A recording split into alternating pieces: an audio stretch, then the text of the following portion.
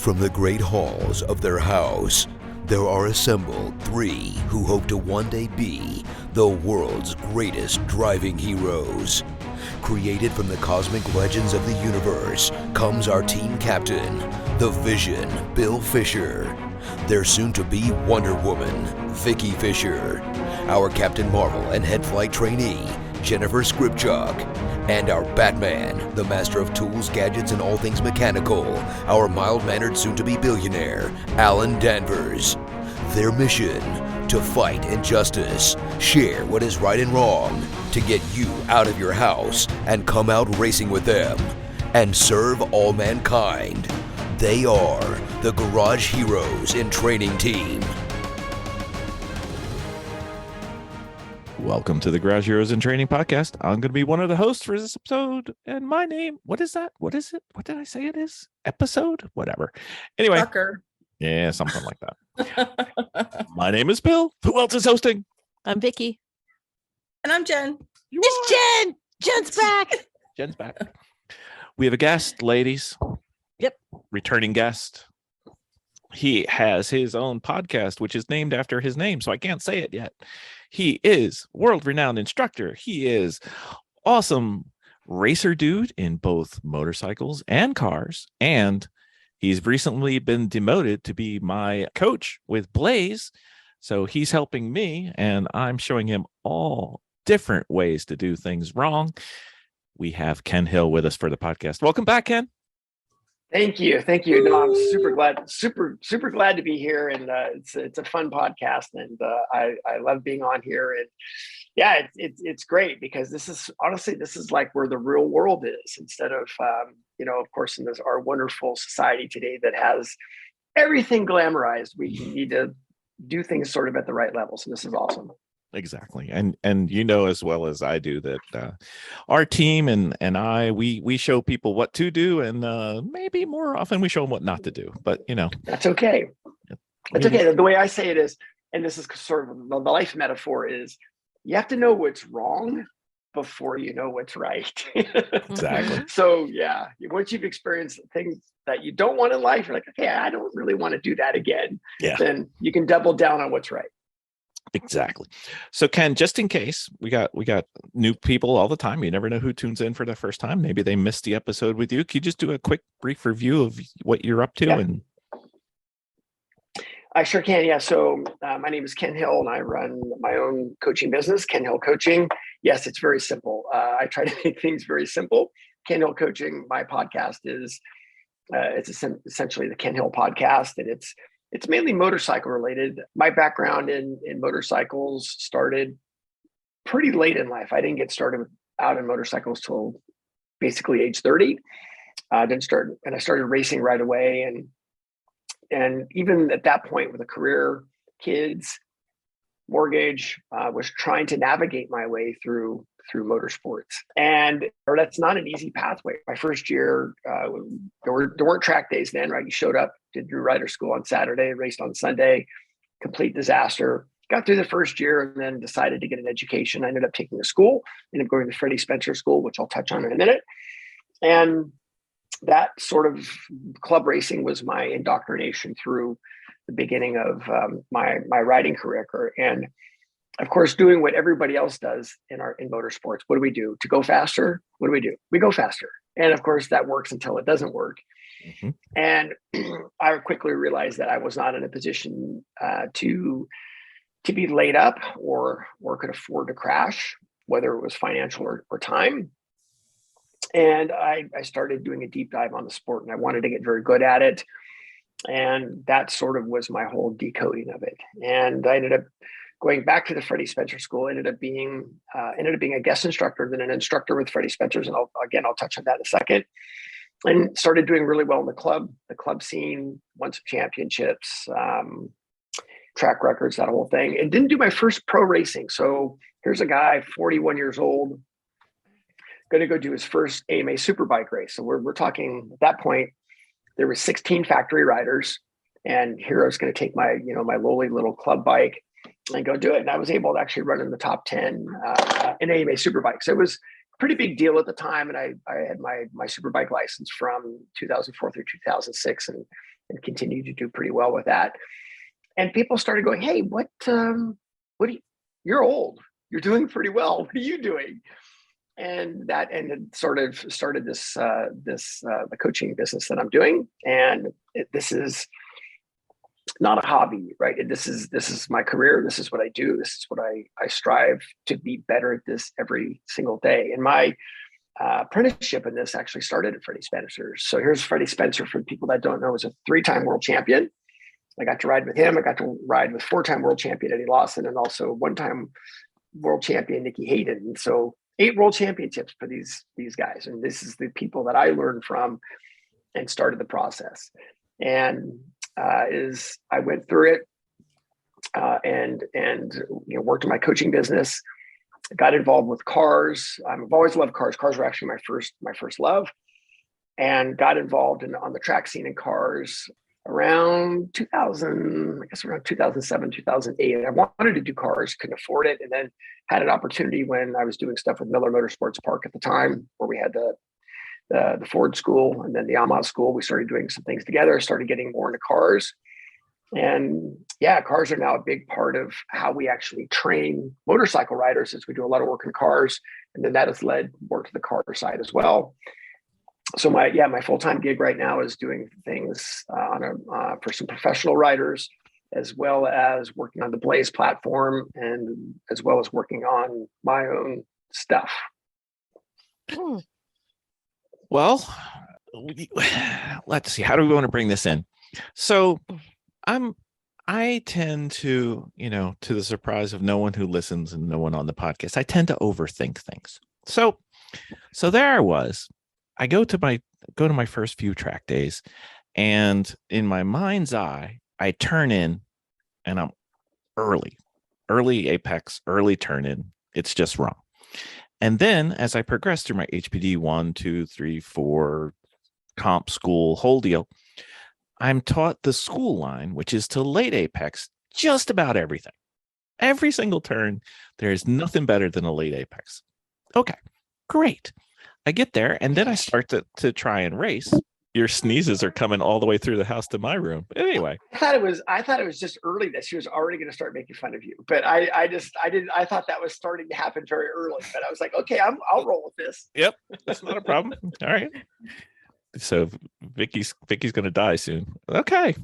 Anyway, so HPD comp school seems like everything's late. Everything's late apex. At late apex, one size fits all. It's awesome. Then I start to think about racing, and I see the racing line, and the racing line doesn't apex there either. And they don't. It seems like we're taught one thing to break bad habits, and then we have to unlearn what we did. And being an engineer, I'm always looking for fundamental things that we can do, and fundamental. It doesn't mean 100% of the time it works, but 90% of the time, 80% of the time, whatever it is. And what would that be in order to be good and safe and fast? So I finally gave up, and I was going to write this book. And I decided I was going to write a book, but I wasn't good enough to write a book. So I decided I was going to start doing some studying. And like 3 days later, I get this email. Ken Hill is going to give a presentation on the fundamentals of racing and driving. And I'm like, I don't have to write a book. This is awesome. Can't wait to go. Unfortunately for me, this will be tomorrow night, and we're recording tonight. So I don't have as good a questions as I had hoped for. But being that is the longest introduction to ever to get Ken to start talking about something and Vicky to stop sneezing and coughing, Ken, help me. So it's very interesting. Yeah, I'm going to pull up my chair here and get really comfortable, because Ken's about to flex, people. Yeah, and this is actually the issue, right? Which is, and it's in motorsports, and it's more on the bike side than it is the car side, but it's absolutely, in some ways it's actually more prevalent.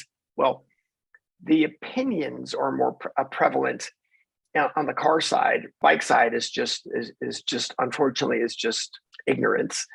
But it's funny because in motorsports in general, a lot of it is, we don't look at it as a sport. So it's like, well, if you haven't started riding motorcycles when you were 3 and you haven't started go-karts when you were 12, then you're never going to be any good. I mean, that's sort of the thing, right? Mm-hmm.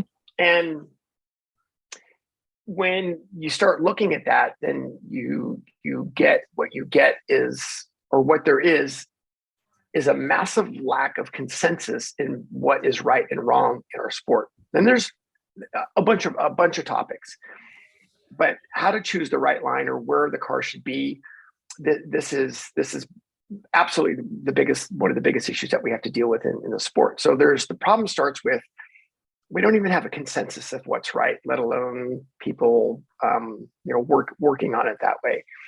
So we're already starting from a disadvantage where some sports, take a look at, I'm just going to take a look at, because I happen to know some guys that are in Division II football. It's like, what are these guys doing? They study their game tapes, and they study professional football, football games and football tapes. And it's very simple, right? They're just going to do what the best in the world do. It's just that simple. But yet in our sport, and I just went through this the other day, was a guy telling me that he got some coaching at Pitt, and guy, because he was in a Corvette, he was teaching him the Corvette line.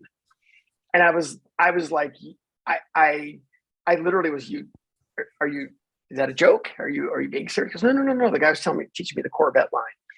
And we hear it all the time, right? You're in a Miata, you're going to run this line. Oh, you're in a Porsche? Yep. Because the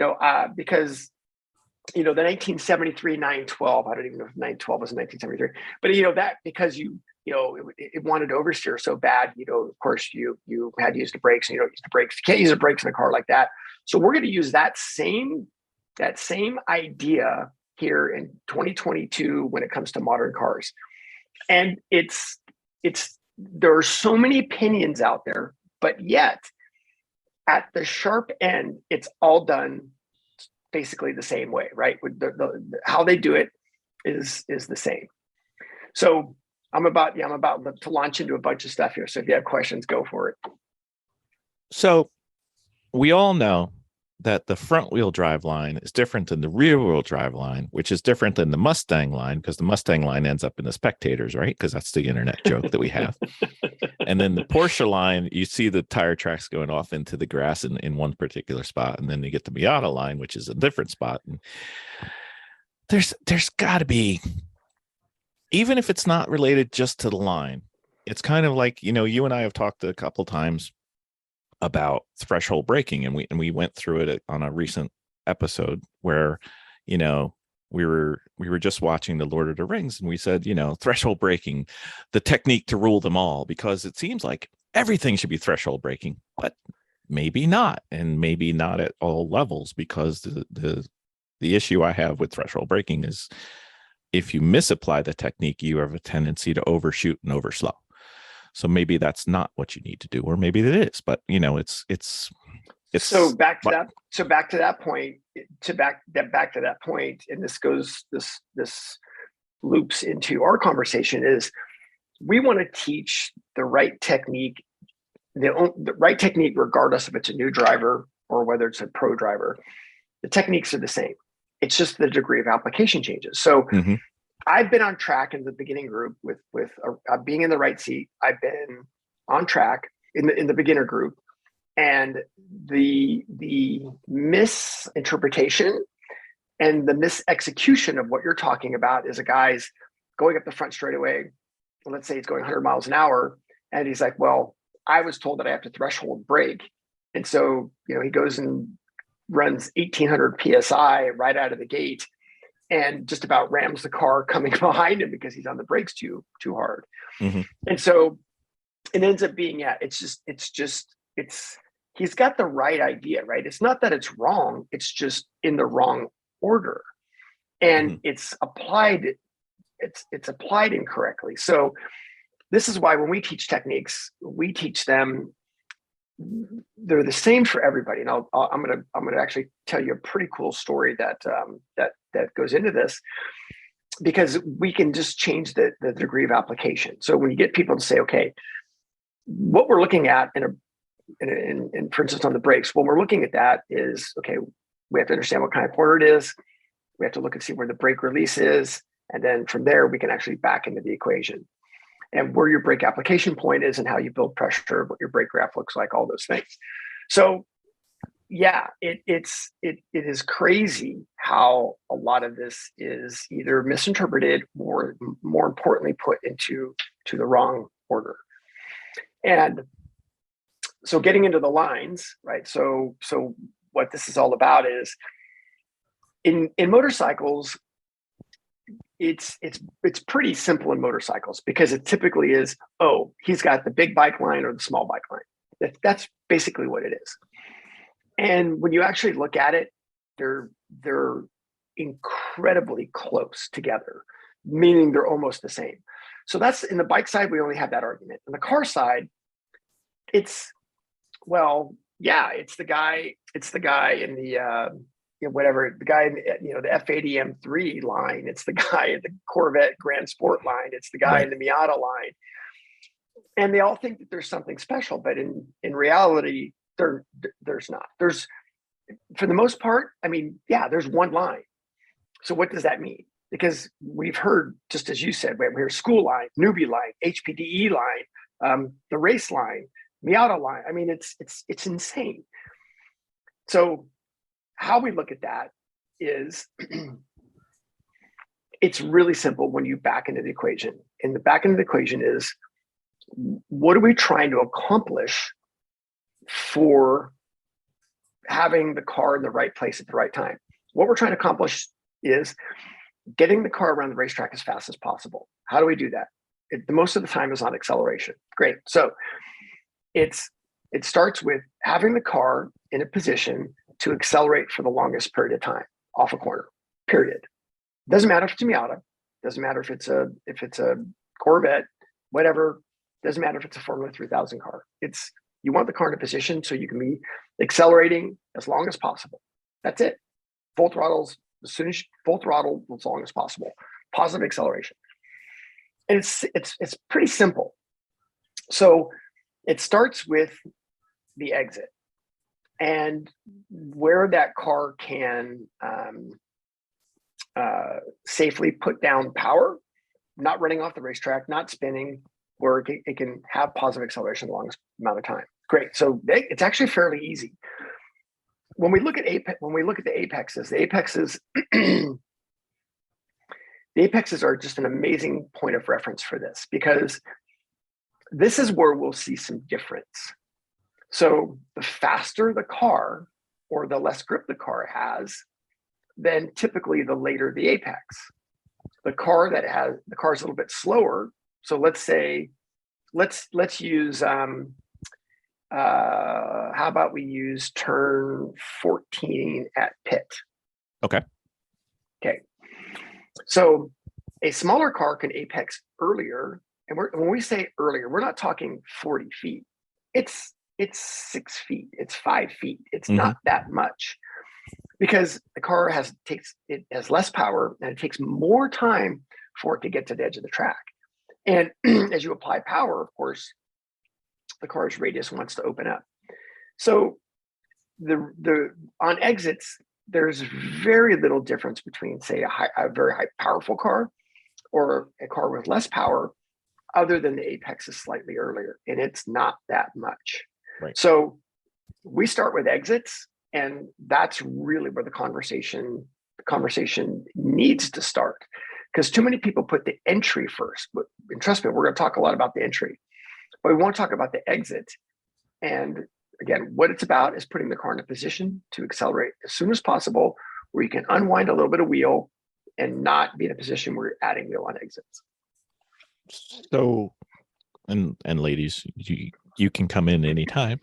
But the way I've always thought about it was, when we're talking about the apex, the innermost part of the turn, which is closest typically portion inside part, closest portion inside part of the track you come. Because there's the entry apex, which is different. So I'm talking about the inside. I always look at the apex in my mind, thinking how much momentum and how much acceleration I'll get after the apex affects where the apex should be, because a higher horsepower, faster car, in our case cars, will carry me out more, will push out more than a Miata, which would be again more than a Honda Fit. So that's why I think I justify the Apex moving in my mind. Yep. Yeah, and it's to your point when I say the Apex is earlier. Yeah, it moves, but it's not very much. Yeah, like a stripe or two. It's not. Yeah, that's really it. And instead of people have these really crazy notions where, oh, Miata's going to apex at the beginning of the curve, and a Camaro's going to apex at the exit or at the end of the curve. And it's just like, okay, no, there's not that much difference. You're right. It's a stripe or two how this is. So it's less than you think. Mm-hmm, mm-hmm. So Vicky and Jennifer and I'm a little bit further along because I've gotten to go to the races a little bit more than they have, and Vicky's kind of intermediate for us, and Jennifer hasn't gone as much. So we're kind of the full spectrum from beginning to know what we're talking about to beginning to think we know what we're talking, but not anything near world class. So I think if we could get to a few of the fundamentals, and then kind of in my mind, is what I was thinking was get the fundamentals down, perhaps do some drills to reinforce the fundamentals. Then if that gets you 90% of the way there, or pick a number, I don't care, then you can polish the last little bit. But there's still a significant fraction for me, and definitely for Vicky and Jen, same, to get to the last little bit. We aren't even close to the last little bit. We got a lot of bits. So that's so many bits. So many bits. Oh, no. But think about it, right? And that's awesome. So Vicky, pick a track, or pick a couple of corners that we can use as examples. NJMP. Love it. Thunderbolt or lightning? Lightning. Lightning. Okay. Yeah. Let me see. Try to go through the track. Turn 1 is the first one. Turn 5's the right hand. Turn 7's so under the bridge. Oh yeah. So say for instance, is it turn 5? And it's the big horseshoe, not the horseshoe, but it's the hard up left. And over the hill to the right. Yeah. No. Yeah. So right, you okay. So yeah, I think that's 5. Yeah. Because 6 is the kink and then 7's the left. Yeah. So you come in there and then it's that little bit of an uphill drop away. Yep. Exactly. Yep. That's always like that's a tricky one, and for me going in, because kind of hitting it just right, and if you don't hit it just right, bad things can happen. You cut some let's grass. talk about that. Let's talk about that, right? So okay, so that's a great example because the exit's blind, right? And so you have to anticipate where you're going to be. Mm-hmm. So the ideal situation is that you have the car pointed correctly and you're applying acceleration early enough there where that you're accelerating past the apex because it's an exit corner. It leads on to the second fastest part of the track. So in that case, again, the car's rotated, you're applying positive acceleration, you're taking away a few degrees of steering wheel angle as you come up over the rise, and then you organically will end up at your exit, right? Your exit, your track out point. So that's that sounds great, right? You're like, in theory. But let's talk about that. Yeah. Okay, so I think it's important to understand especially in less than 180s. 180s have a separate nature, which I want to spend some time talking about. Mm-hmm.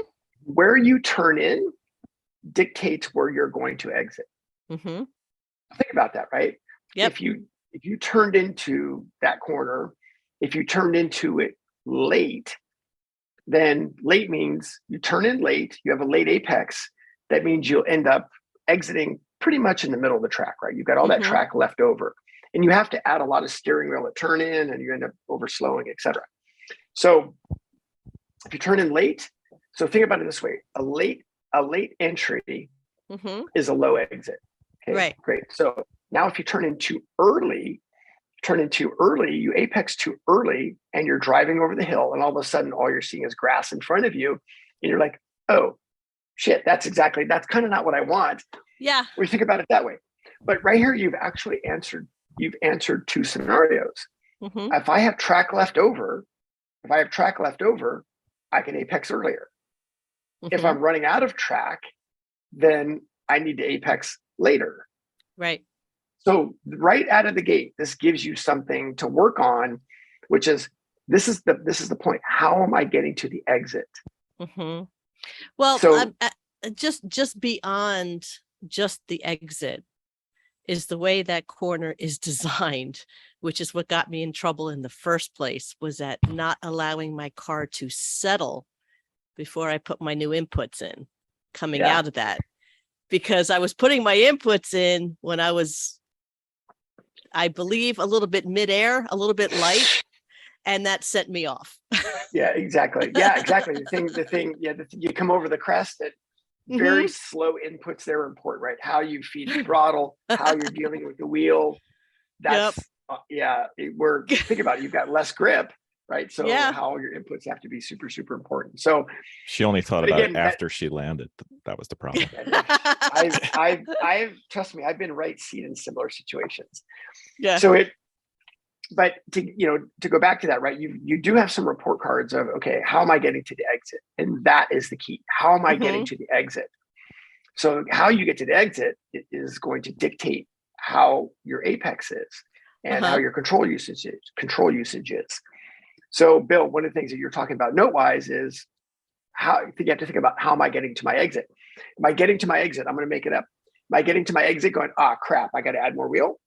Or am I getting to my exit and I'm like, oh man, I could actually just artificially take away a lot of wheel because I've got a lot of track left over. And the idea is we want to get out to the edge of the track with throttle. So we want to be in a position where we add throttle, start to take away some lean angle, and your line organically gets you to your exit point.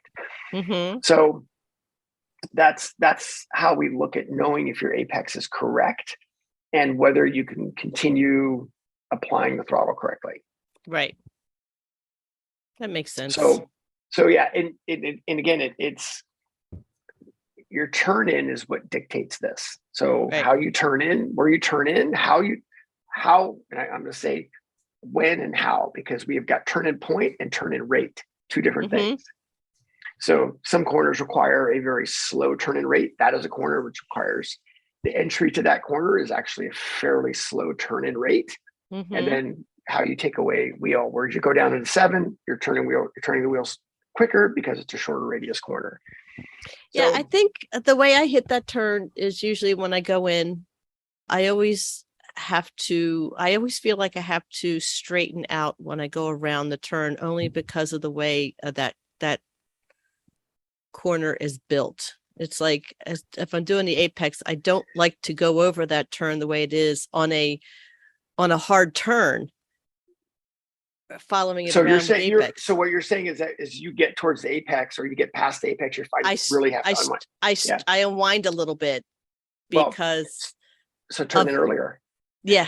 But see, that's how these are answerable, right? Which is if you're coming over there and you're realizing, oh wow, like I'm not pointed to the exit, I'm pointed more to the inside. That means we can take away some wheel earlier or turn it earlier. But it's not because of the way I address the apex. It's the way the corner's built. The angle of the hill. Yeah, because I have a really weird going over and then losing my grip heavily on a turn before my car settles, if that makes any sense. It does.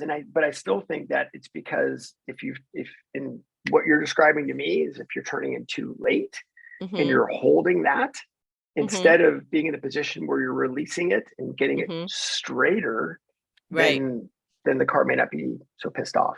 So I would, that's a place where you want to have as little input, like wheel wise, so that the car let the suspension and contact patches do their job. So yeah, I don't know. That's just from what you're describing. That's kind of what I'm seeing on that, but yeah, that's my guess. Yeah. I had one where the way I just landed on it and the way I had done it, it sent me right off into the dirt, and they don't tend to the field very much. So on a nice hard day, I broke my, what was it that I broke? Tie rod. Yeah, no, I broke my shock. Oh, yeah. Yeah, I broke my strut.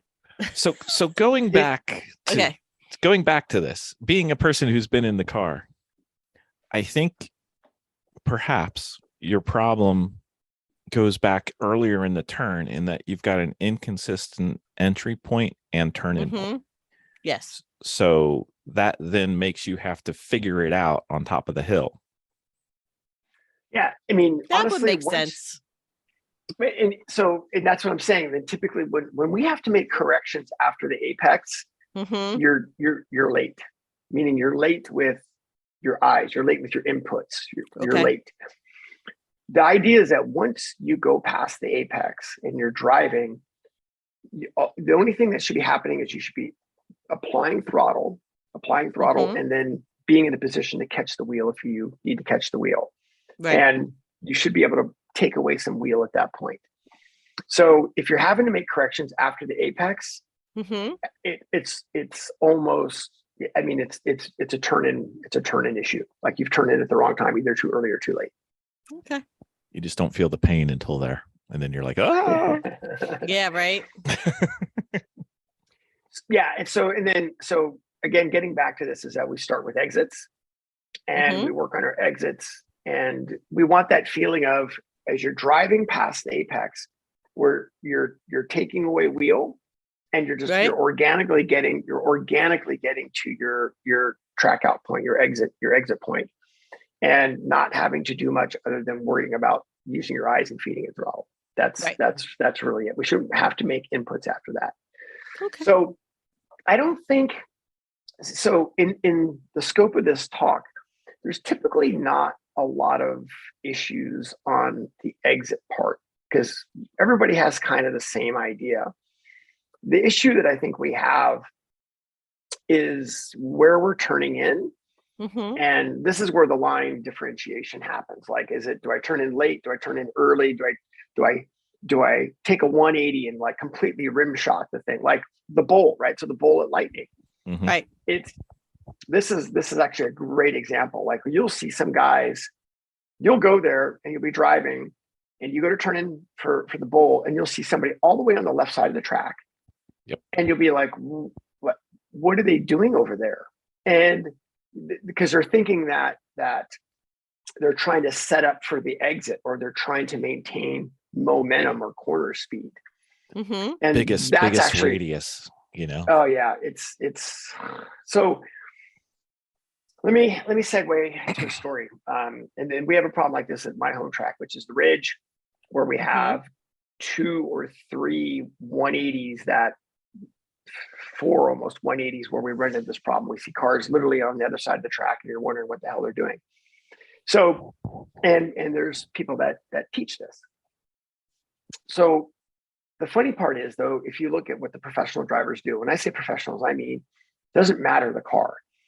I just did a deal with Randy Popes, and I just did this fun little day thing. We did bikes and cars.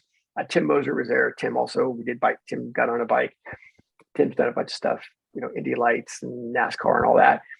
And they ride motorcycles. So they wanted to come ride motorcycles. And it's funny because it actually helped solidify their opinion on what the right line is. Why? Because they had less contact patch, they had less grip. So it mattered more. And I mean, I have followed Randy in a car. I have followed Tim in a car. And it doesn't matter if Tim is in a Formula 3000. Doesn't matter if Tim is in a Cadillac CTS-V. Doesn't matter if he's in an LMP car. Mm-hmm. His lines are identical. It does not matter.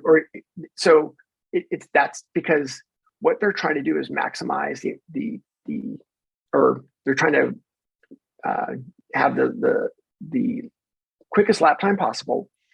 So they're trying to have the minimum amount of time getting into the corner and the minimum time getting out of the corner.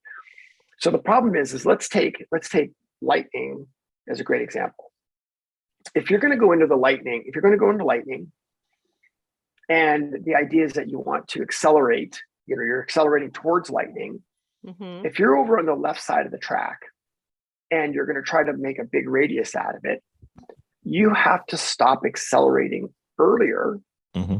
And you actually have to add more steering wheel earlier than you would by going down to the inside, which is straighter. And you can accelerate longer because your wheel is straighter going in, so you can use more brakes.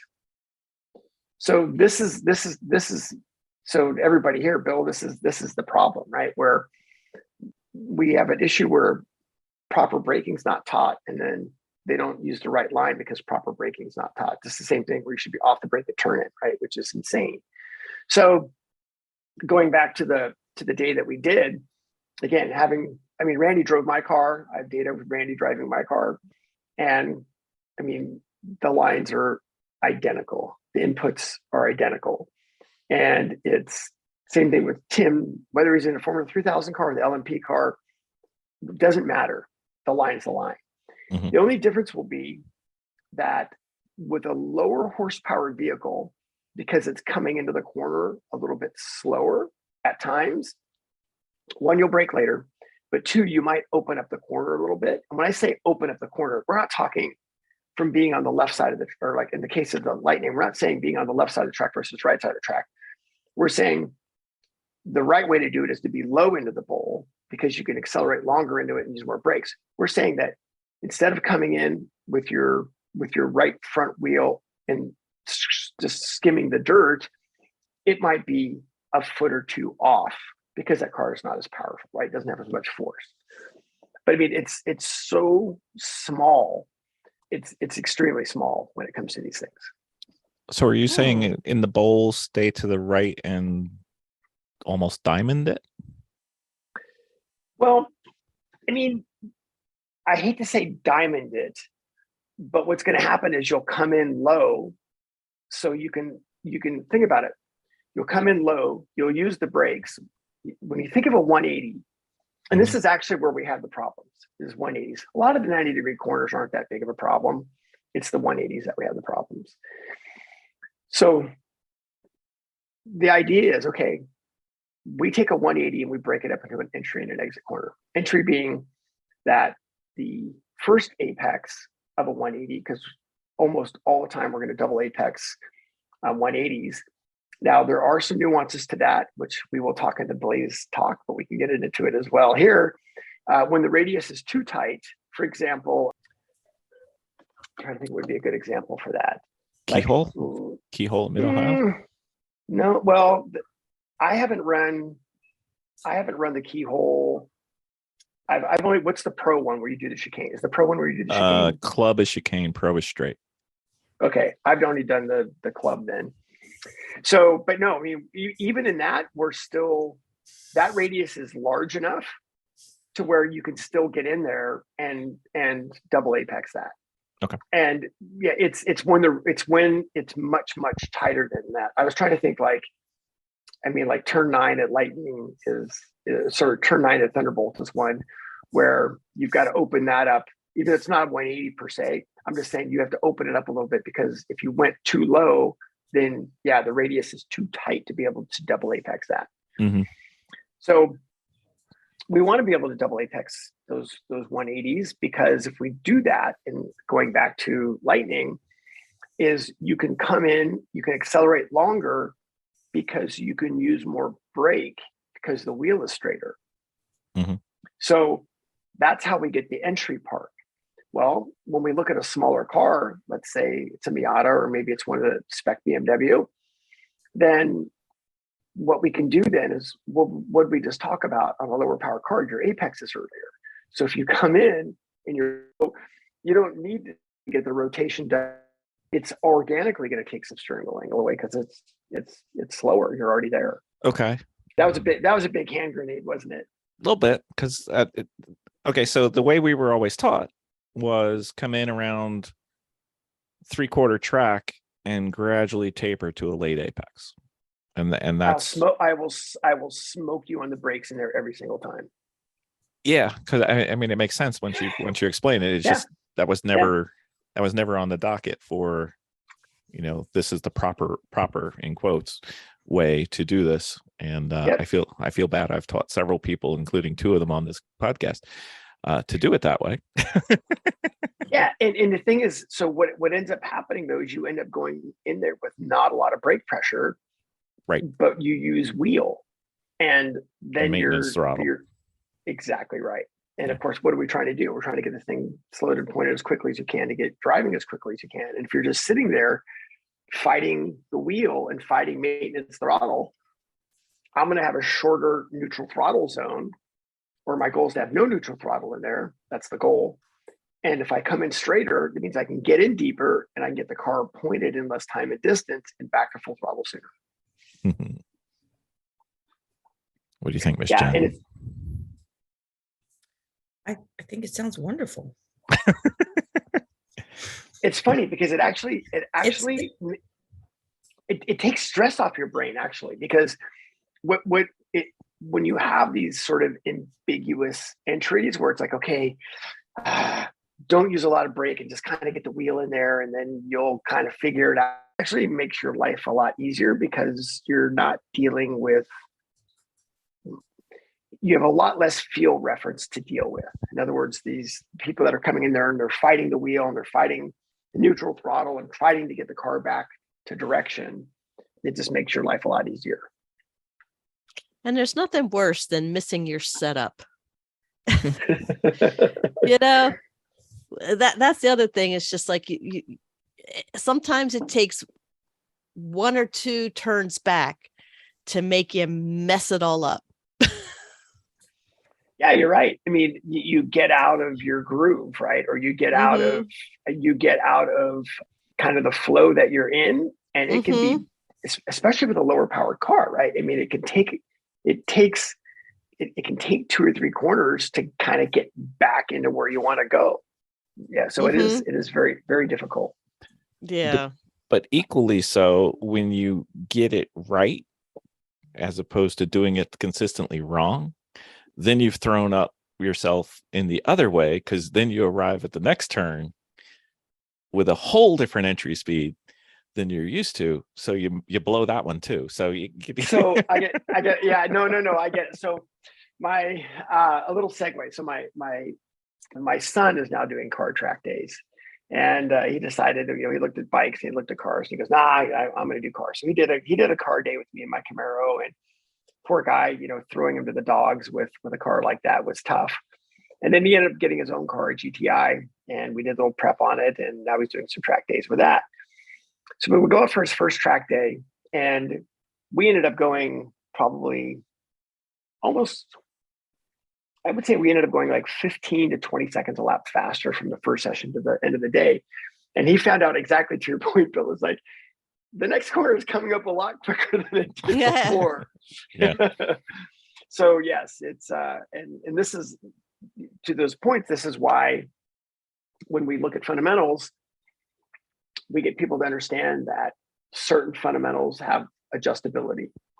And so like your apex, well, your slowest point of the corner, your apex and your exit point are fixed places, because those are fixed. But where you turn in and where you apply the brakes, very adjustable. So he was, to your point is that he was running out of time. So he as he got a better drive, suddenly he's arriving into that corner at 10 miles an hour faster. He's like, well, why am I running wide? Well, it's because you actually needed to put the brakes on earlier than you did before. So right. Yes, that's why, again, we make these techniques so they have adjustments with them. Captain's log supplemental.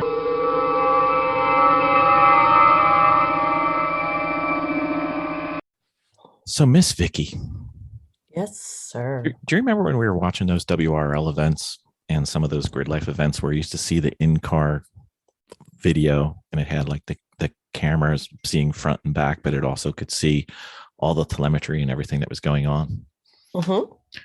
Most of the ones that we liked were taken by the Sentinel system. Remember James came on our podcast earlier? Right.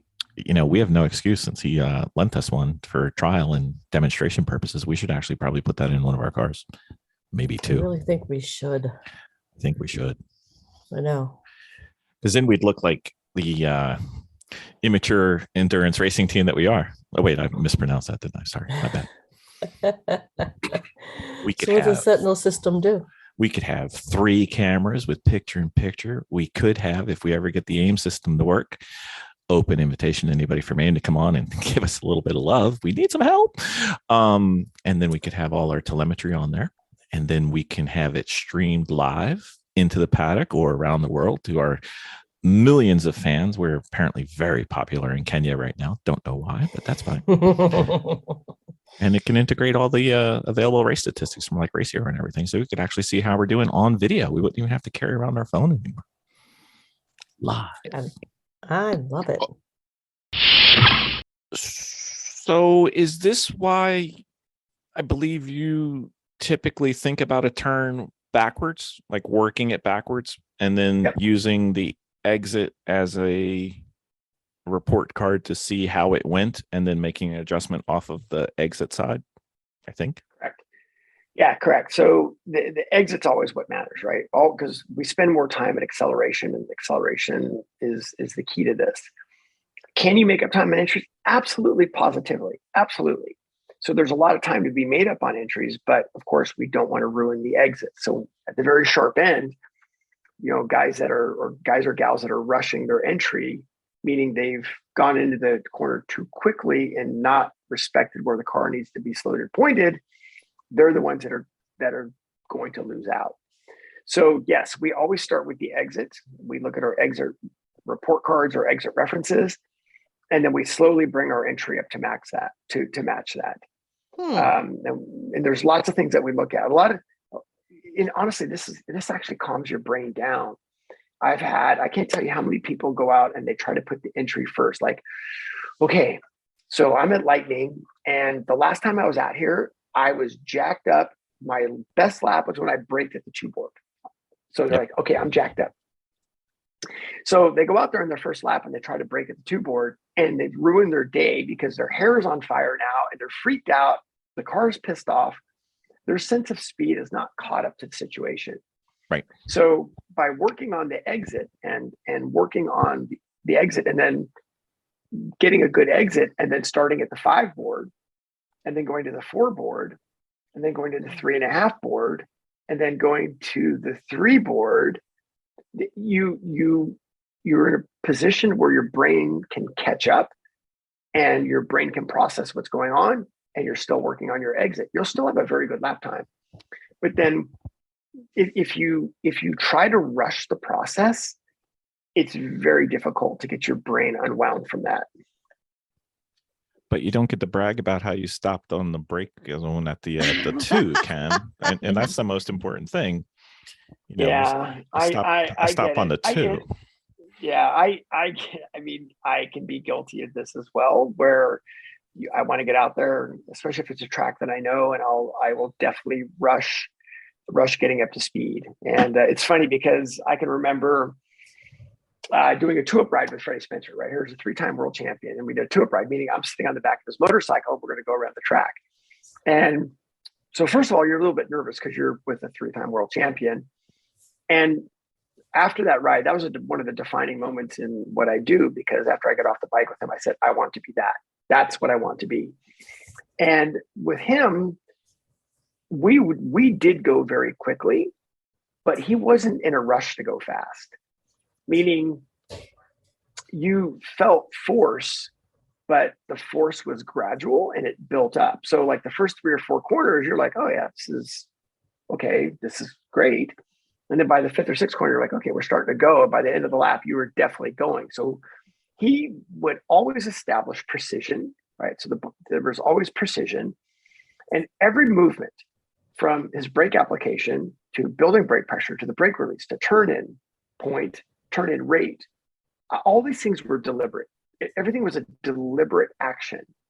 And that was after being on the back of his bike a few times, I was like, that is what I want to be. That is what I'm going to do. That sounds terrifying. No,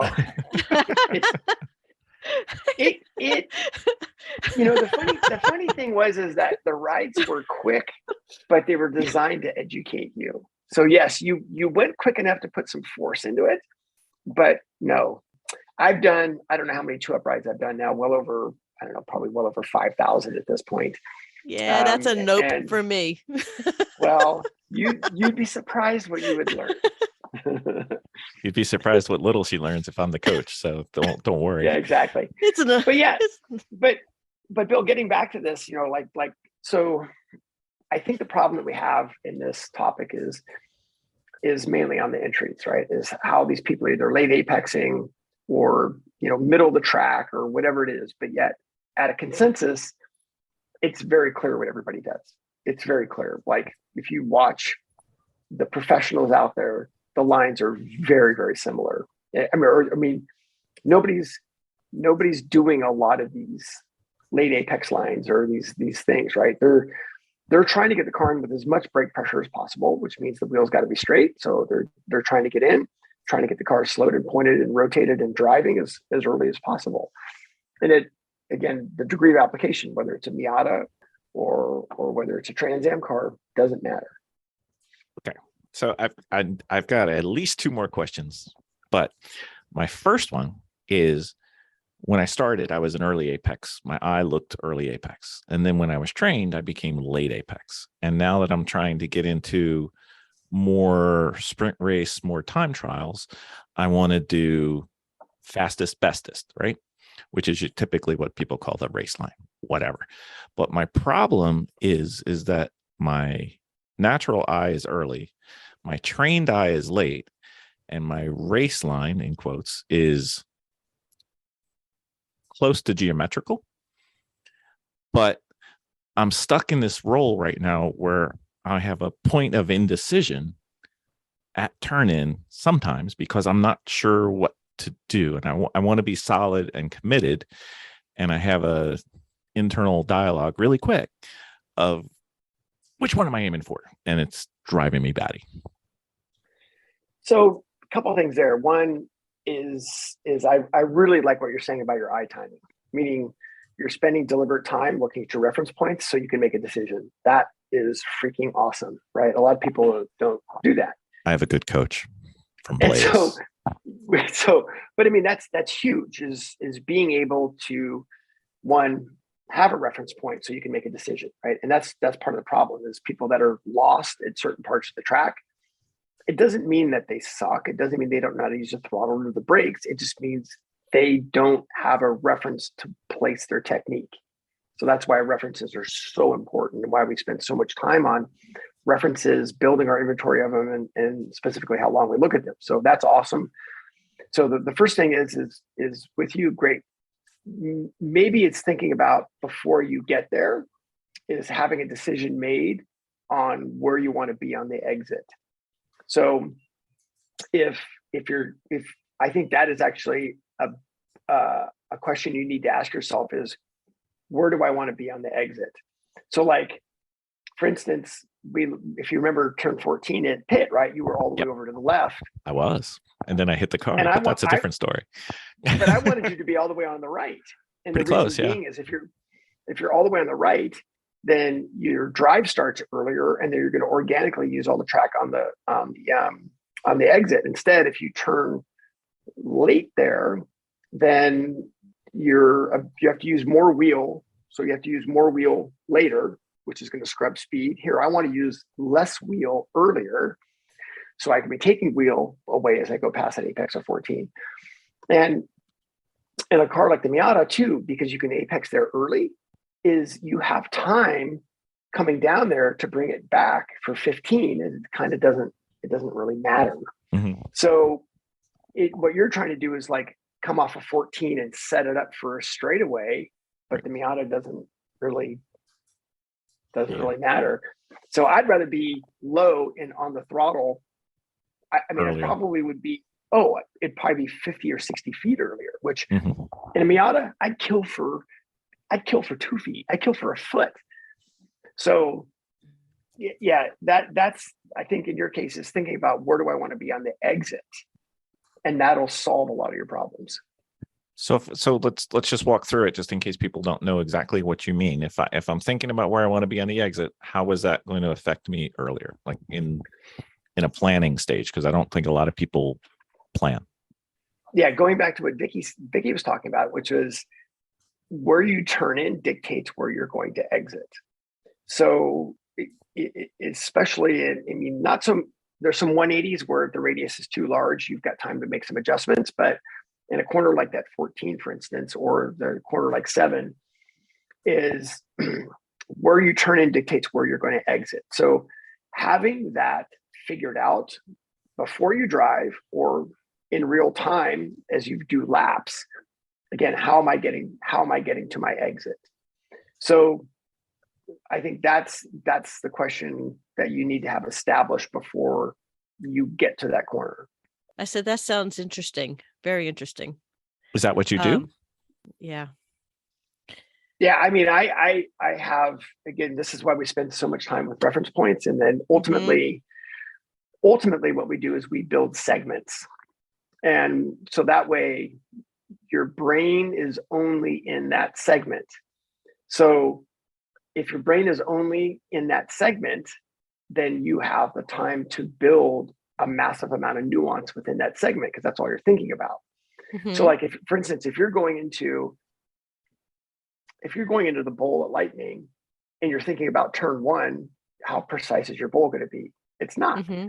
So instead, we will break down our segments into where you apply the brakes, where you turn in, where you release the brakes, where you go to initial throttle, where you drive off the corner, right? So we build a segment for each one of those, and we get a massive amount of report cards with each one of those. So at the so that's great at the highest level. Once you've developed this, how do you do this early and how do you get this going? Is one, think about where you want to be on the exits. Your turn in dictates where your apex is going to be, and you can get report cards of how you're getting to your exit so you can make adjustments for it. Does that make sense to you, Vic? Yeah. Yeah. All you got to do. You got to do. You know what? Are you feeling better or worse though? You look like you know feel what? worse. The thing is it all sounds great in theory until it all goes wrong. It sounds great, the idea of doing it, and honestly, to do it, it's going to take repetition to make sure you get those points. And sometimes I have a tendency to overthink it. And I mean, go ahead. So for someone that overthinks, this is why segments are beautiful, right? Because we actually want you to overthink your segment. Right. We don't want you to come, if you're at Lightning turn 1 and you come out of turn 1, you'd be like, that bowl wasn't I don't think I did a very good job of that bowl, right? And right. It's like no. Yeah. You're thinking, okay, what's next? What's next is my next reference point. Right. And the issue that I have is eyes up. And it's training to be eyes up. Jennifer's shaking her head. She knows, because sometimes I get stuck in not just the segment or the apex in front of me. And it's training myself to remember that once I've entered into the design, it's done. And I'm so busy looking at the corner to make sure I'm still there that I'm not necessarily looking further down. This is awesome, because this is what we call orientation. And this is right. It's training. No, but to that point, this is trainable. This is very trainable. This is why we use the Top Gun fighter pilot acronym, right, for eyes, which is OODA loop, right? OODA loop: observe, orient, decide, and act. So observe means you have your reference points. Right. That's great. So you're like, okay, great. I know where my turn-in point is. Wonderful. And then the toughest one, and the one that is, it's so hard because it's speed-based, it's corner-based, is the orientation. How long do you look at a reference point to get the information you need, so then you can then decide what you want to do and then act on it? So as you get more experience with the orientation, your eye speed will pick up, because your decision-making process will happen faster. It's as simple as, like, you can take this glass of water in front of you and you can look at it, and you can look at it long enough to let it come into focus, right? I can see the water's kind of moving back and forth, and I can watch my hand pick it up, right? So that's you want to see something enough. You need to see it so it can come into your focus. Mhm. So you say, okay, I got it. Great. Now I'm going to move it to this side of the Right. desk. Mhm. So it's no different than your turning point. It's no different than your apex. And a lot of times, and I think what you're describing is you're looking at your apex is too long, which is like, I'm hey, in my yeah, moment. I'm in my moment that's too exactly long. right. That's exactly right. And Target as you get more fixation. experience with it, that's right. As you Mhm. get more experience with it, instead of being like, wow, that was pretty Yeah. good. I did a good job. Oh, that's right. You know, So I I get want it. to I want to give a reference. I know it sounds off, but we have great friends over on E1R podcast, and we did a track walk over at Pitt, and we had to go down into the bowl, and you had to hit that just right before you go back up. But In what our they cars, were- especially. right. So so so anyway, whenever they were referring to the apex and the candy stripes on the inside, they're like, they set up the position, and what they were saying, don't look over there, because if you look over there, you're going to screw up your exit out. So they kept saying, it's a naked lady. Don't look at the naked lady. Don't look at the naked lady. So now every time I go down into the bowl and I hit this thing, I have to make sure that I hit it just, it's like a late apex. It's a late entry. And then you kind of hit it Yeah. going up to like, Yeah. don't and- go near there. Don't look at the naked lady. Don't go near the naked lady. It's a naked over there. And I can't get that out of my mind now. But no, but the issue, like I said, it's training for me, because I have a tendency to look at my apex when I'm going down through it, which is terrible to do because it's a done deal as soon as you enter. So, and training myself in another instance that I do play that catch, play catch with two balls.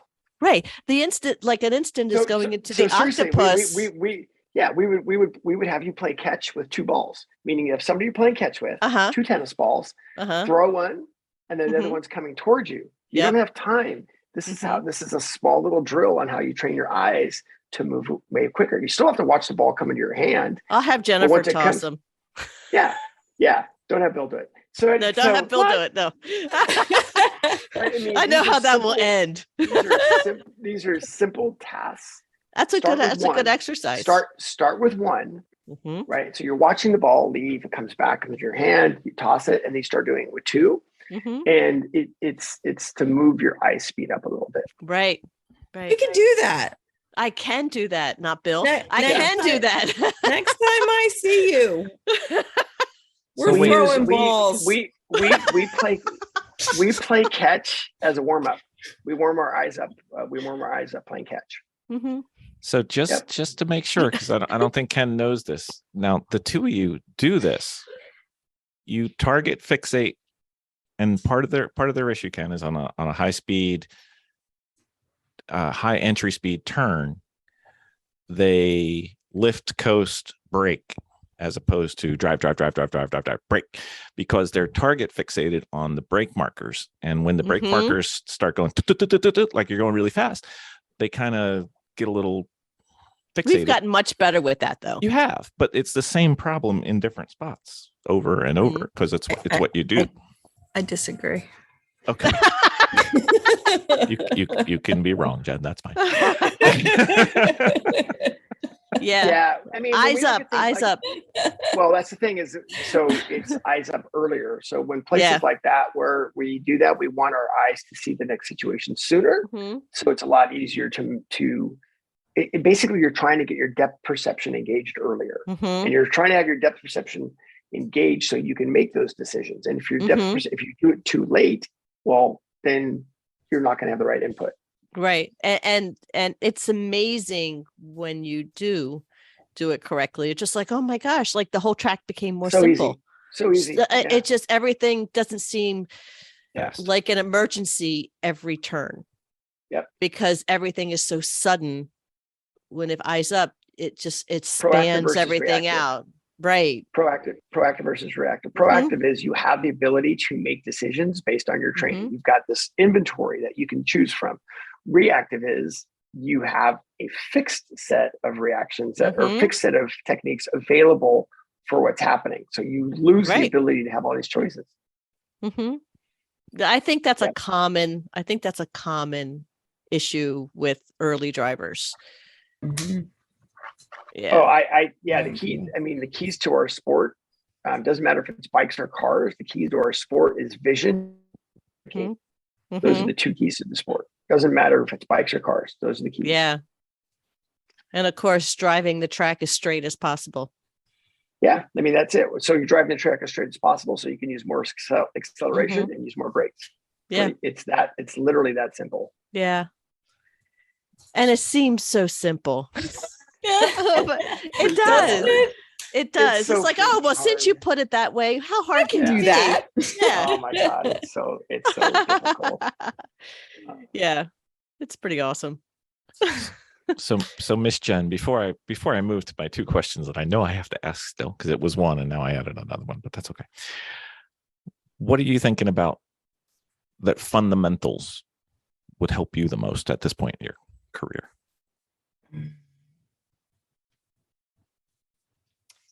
It really is just seat time and getting used to the car that I'm driving. Do you know what I mean? So like we've had Seat different time. seat time. Yeah. It's been a rough year for us for seat time. Yeah.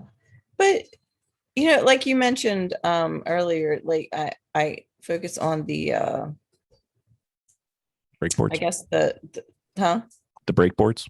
yeah. And I don't know that I really focus on them as much. I think my fear comes to get into the bottom of the straightaway and braking and doing something and spinning or losing control of the car.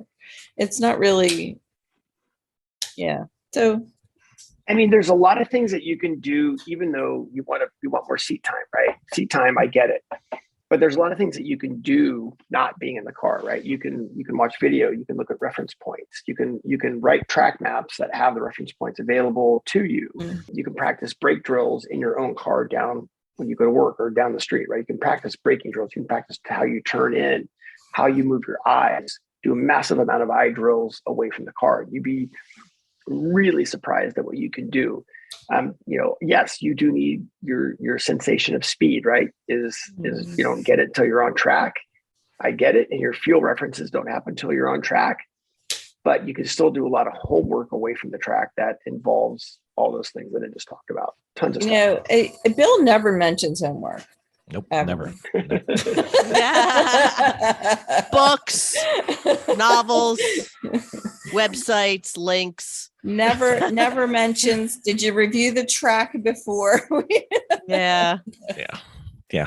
Besides how to get there. Yeah, a little bit. Yeah. But you know what? That's true, because like there's been times where Bill has all the track maps and going back into the RV and just kind of go, or the trailer, and just reviewing all of that was helpful.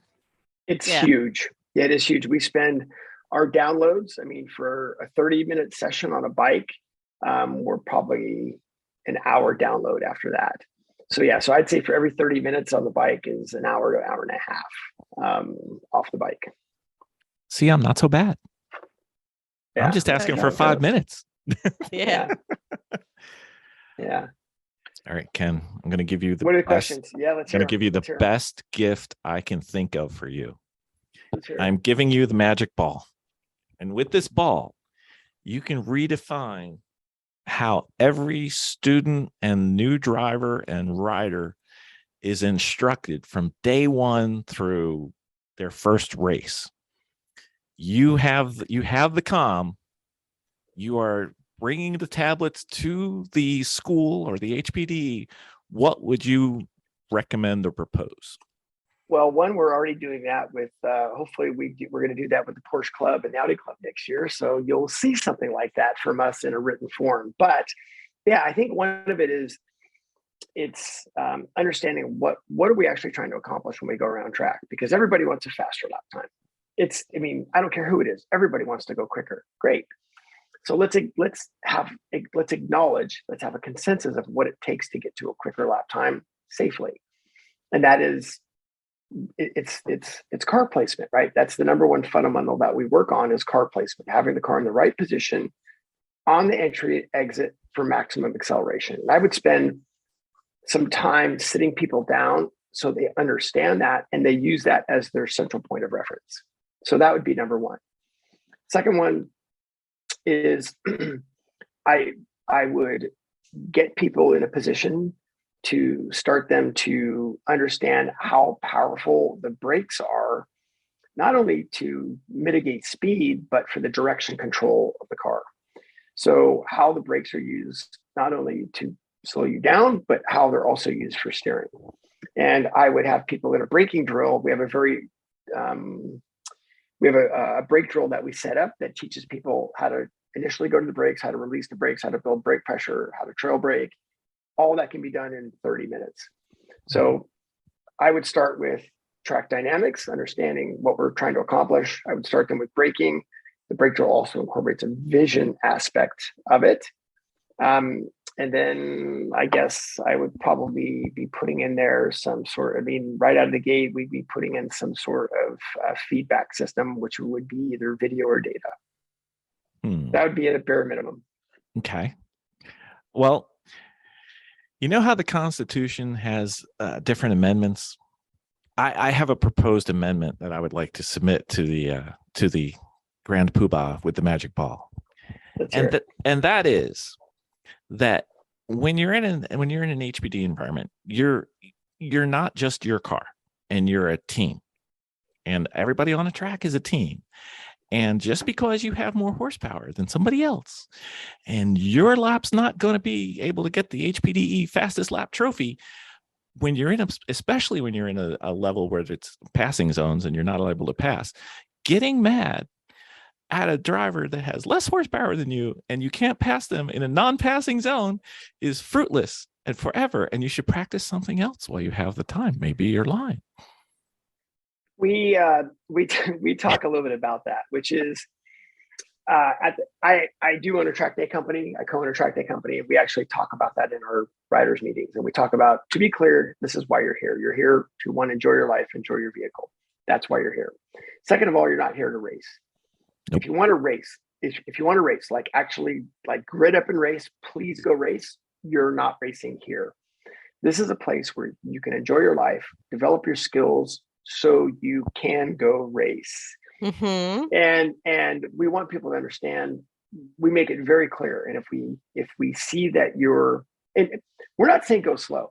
We're absolutely not saying go slow. We're saying we want you to get around the track at a pace, at your pace that has control limits, right? You're in control. That's what we're looking for. And if you start to get racy or you start to make shitty passes, then you're going to have a one-way conversation. We have a one-way conversation, and we let people know that. So yeah, I mean, it's funny because whether it doesn't matter, right? Whether I'm in my Camaro and I'm running against GT3 RSs, or whether I'm in a spec Miata running against guys in my Camaro, then right there's always going to be this. But we need to understand our environment, and a lot of people don't acknowledge the environment. They think they're going to go to the track because they're going to go racing today, when in fact it's just you're going to go enjoy your life day. Yes. And the title of my amendment, a debrief is not a point by bitching session. That does not count as a debrief. Thank you. Thank you. That doesn't help anybody get better. No. Now, one thing that we have instituted at our track days is people that don't follow these rules, we kick them out. We send them home. And I don't think that's done enough, quite honestly. I think that we have a sport, whether it's bikes or cars, you have something that has very, very high consequences. And I don't think there's enough acknowledgement for those consequences. And so we will give, the way we talk about it is you get one warning, that's it. If I have to come talk to you a second time, it's for you to leave. Mm-hmm. And you do that a few times and things get straightened out pretty darn quickly. Yeah. It's an acknowledgement of consequences. And the funny part is, I'm not saying go slow. I'm just saying, drive within your means, drive with respect to let other people have room to drive, pass them for their comfort, not your comfort. Mhm. And I mean, if we can solve some of those things, we'll do very well. So Ken, what size trophies do you have for fastest HPD lap with this organization that you have? I mean, is it really, really big, or is it the small Yeah. ones, or? It is nothing. It is Oh, absolutely nothing. Yeah, Mhm. it is nothing. Yeah, it is. You know, you can put your data online if you want, but yeah, Okay. I mean, there's nothing. I mean, yeah, again, where's the official lap records during races, right? Go race. And then the other thing was, when you have these HPDs and you're trying to get people to improve and practice, which turns do you typically put the F1 and Indy Scouts in? We wanted to know. He's Yeah, not that's wrong. He's not wrong. no. It is very, very difficult. That so many people, yeah, I mean, they're doing these in some ways for the completely wrong reasons, and Mhm. yeah, Yeah. there's no scouts out there. No one is going to be handing you a McLaren ride, or you know, whatever, a Ferrari Challenge ride at the end of the day. It's not No. it's not going to happen. Not going to happen. The other No, thing instead, that will disturb your driving is if you are overly emotional. Sometimes we've had on our team, we've had to pull the emotional driver because we thought that them having a mental case inside the car was just a situation Yeah. for either a wreck Well, or I danger. told or you I whatever. was sorry. so the way It wasn't we- her. You know, I don't know why she brings this up all the time about you. So the way that we Mind look at you, that it's is- not Jen. yeah, we look at that as, yeah, your car does not care what color socks you're wearing, right? I mean, it only cares about the inputs you put into it. And Yeah. the idea is, yeah, we want you to be technical, not emotional. And there's time for emotion and there's time for technique, but Right. emotion, you know, emotion can lead you to the car, but we don't want emotion to be your technique. Mhm. So I did this keynote speaker talk thing at Nike, and their slogan of the day was 110% every damn day. And Oh. they asked me what I thought about that. I said, it's complete bullshit. They're like, well, wait a minute. You're Mhm. telling me that Michael Phelps doesn't give 110%. I said, well, here's the problem. He's training to make his 100% higher. Yep. So he only has 100%. So he's training to make his 100% higher. The problem is if he goes over 100%, it's short-lived and he falls back way below 100%. So if you can stay at 100% longer, that's really the goal. And I said, what he allows to be emotion is what gets him up at 4:30 in the morning to go swim in a cold pool. That's the emotion. But Mhm. once he gets in the water, it's all technique. Right. So emotion will drive you to technique, but technique needs to be your technique. Mhm. Yeah, having somebody in the car having an absolute red mist Meltdown. meltdown. Yeah, I'd have to say, when my son was driving early, he doesn't drive with us anymore. But he was driving and looking at the track the wrong way. Yeah. He thought he was racing a person or a car. And we couldn't make him understand that that's not how you race. I mean, if you Endurance see your race. bud endurance race, if you see somebody out there, you see something like that, that's not what you're racing. You're racing the track. You're not racing that person in front of you. Yeah.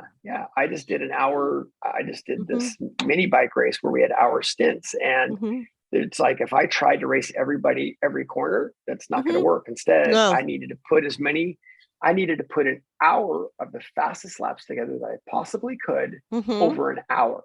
That's what I Mhm. needed to do. And Right. if I tried to race everybody in different classes every corner, Mhm. that's not going to happen. No. So yeah, that's Yeah. but- So yeah, he was having a melt. We had to pull him. We're just like, you're going to wreck the car if you keep doing this, because Yeah. there's people who are way better than you. or just break the car. Yeah, that's right. So yeah, that's always, and you know what, for the racing that we do, I like how they do it. They actually they pool people, and they have funny penalties, but I think that they do that to dispel the red mist.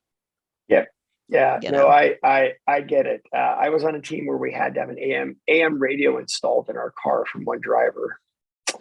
Yeah, Yeah. I did a guest thing at some chump car thing where, yes, the guy that kept running off the track got the penalty was they had to install an AM radio in the car. Mhm. It's fantastic. Yeah. Whatever you get through. Ladies, did I miss anything? Because I got one more, but I don't want to. I feel like Go. I'm hogging this. I love when You're I talk doing to Ken. so well. You are. I fake it. All right, Ken. This is my latest. I've never ridden a motorcycle. True. I haven't either. You know why? Because I would like it. Yep. Yeah. I mean, Randy came to our day and he rode motorcycles, and he's like, "Okay, this is way more fun than cars." It is. Oh, I got it no doubt. sounds terrifying. I have no doubt I would love it, and I know my limits would not come in until I was dead. So I won't, Oh. because Vicky will kill me before. Anyway. All right, Yep. Ken. I got an overthinking thing. Let's hear it. Okay. So philosophically, I've heard the brake pressure. Try to think of your brake pressure, like 10 being a threshold brake, and like 7 being almost a threshold brake, and like brushing the brakes maybe a 3, and then a lift being a 1. Okay. All right. I get all that. Not a problem. I even think I can do it.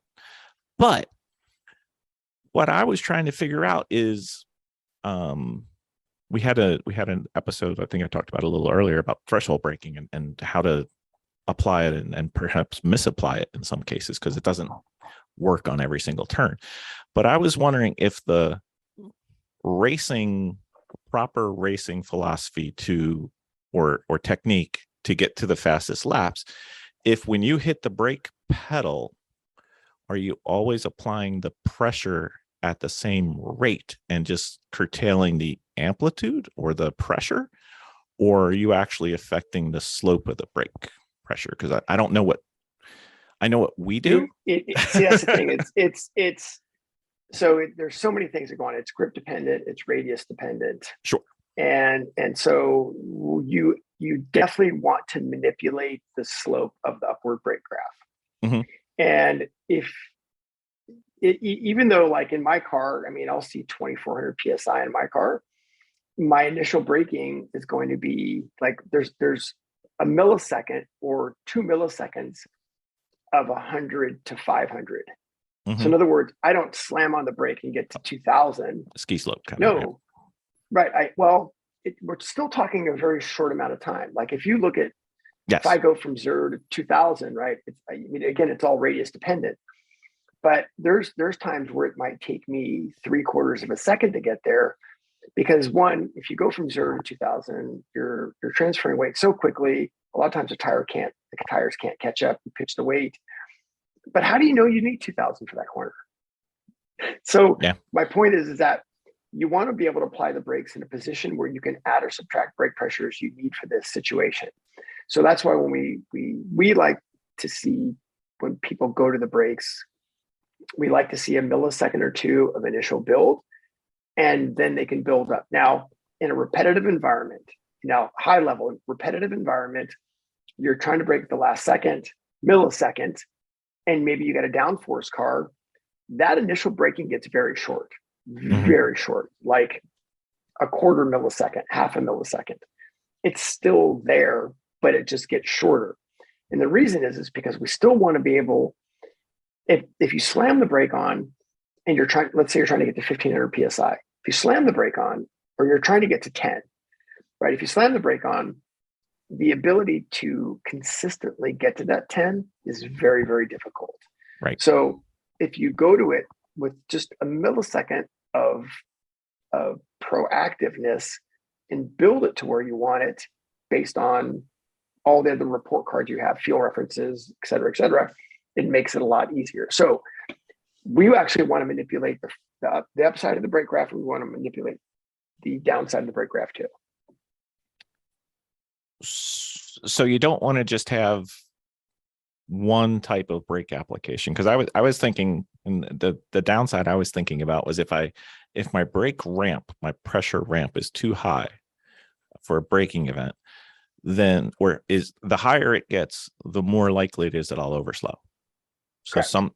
Sometimes I was thinking maybe I want to go in with a little different brake application. You do. You Right. absolutely do. It's all radius dependent, right? So look at look at, I mean, you could look at turn one at Pitt, right? I mean, so Right. turn one at Pitt, because it's downhill, my initial brake is fairly light, because if I pitch weight too quick forward, that's going to cause a problem, right? So Mhm. instead, I'll go to my brakes a little bit softer initially and then build the pressure. I want to give, in that situation, I want to be able to give the tires and chassis time to load so I can add more pressure. Now that's one idea. Now, if you look at 3, well, 3, you can actually get to your initial braking a little bit quicker. Now getting down into 5, it's the same thing. I actually have pretty light initial pressure for 5, because that's an easy corner to overslow, and you're still trying to clear. You don't want to make sure you kill too much speed before you go up the hill. Mhm. So that's one where I'm definitely going to be controlling how I go to the brakes initially. Yeah, because I've heard people say like turn 1 and turn 7, they're the same, and I'm like, they're not even close. They're not to me. I am much more aggressive with my braking in 7 than 1. I Mhm. mean, I might get to the same pressure, Yes, but how I get there is going to be different. right. And that was kind of where I was trying to figure out. Yes, Because when you say threshold braking, I always think of it as not the peak, but the ramp. Yeah. And again, there's a lot of nuance here with cars and grip and all that kind of stuff. But yeah, those are 2 examples where I'm not trying to throw the weight forward too quickly. Mhm. And I don't want to be in a position where I'm having to pull away wheel or brake it at turn in, because I'm going to rotate too quickly. Mhm. So I want to be able to manipulate how I want the brake pressure to be at the right time. And if I go to it too quickly, then that's not going to be good. 7 is not that big of a deal. Right. Also, So very short radius corner. it is. So you just brought up turn 1, and we've been instructed, and I instruct to do it slightly different, in that we try and get a little bit of the initial braking done going into 1 on the uphill, and then we can adjust after the crest of the hill. I think it's just a different path to the same. It completely depends on the vehicle. Right. I mean, there's something like if you're in a Miata, you're going to be going down the hill. Yeah, you're before you down go the to hill. brakes. Right. Exactly. So, but if you're in a Camaro, or if you're something with high horsepower, you're just going to be coming up and you're touching them. And again, same thing, right? It's just how you initially load it is what gives you the result you want deeper into the corner. Mm-hmm. Well, all I know is this is going to come out way too late for everybody. But the nice thing I like about Blaze is if you miss one of these, they give you a code so you can go see it again. So there you go. Highly recommend that if anybody wants to hear more about this, with probably a much better structure and much better questions than the one I was able to come up with, Ken will be available for his seminar tomorrow, which is in the past by the time this comes out, but I will be there, and I will have dumb questions again for tomorrow. And well, the nice thing is though, is that with Blaze, right, it's going to be in your library. Yep. You can go watch it whenever you want. I do. So there you go. Usually twice. I watch it once just go. to listen, and the second time to take my notes. There And you then go. I send my notes to Jen and Vicky so they can ignore me. But that's fine. What'd you say? Awesome. Yeah, Yeah, exactly. exactly. Well, Ken, it's always great to Awesome. have you on. And Thank you. Yeah. if people Thank want you. to tune into your podcast, it's got a very difficult title to figure out. I mean, Yeah, Ken Hill podcast, and there's it's a lot of bike stuff. We're getting some more car stuff on there, and honestly, it's all the same. It's the same idea. It really is. And again, even though I already knew this, it was great having Randy and Tim there I mean, we already knew it, but seeing those guys and how they did things were we're absolutely the same. So yeah, the podcasts are great, and there's going to be a big ramp up on those in the off seasons too. So those will be pretty fun. That's awesome. I have my list just keeps getting longer of stuff to do. So I know. And we keep coming up with more and more dumb questions to ask you. So we keep bothering that's you, all right. but that's okay. All right. And do it. for anybody who wants to listen to Ken's podcast, it does apply to cars. It's the only thing that might be a bit of a stretch to apply to car is body placement, because you don't really care about that in a car, but everything else applies, and it's presented in a different way than what we traditionally see in automotive racing. So it may get you to think about something in a different way, which is always good.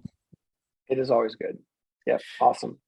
Until we bother you again, Ken, thank you for coming on. Well, until tomorrow. Exactly. Yeah. Well, I'll bother you because I always do, but that's okay. But thank you for coming on, Ken. Awesome. All right. Talk soon. See ya. Thank you, sir. I can.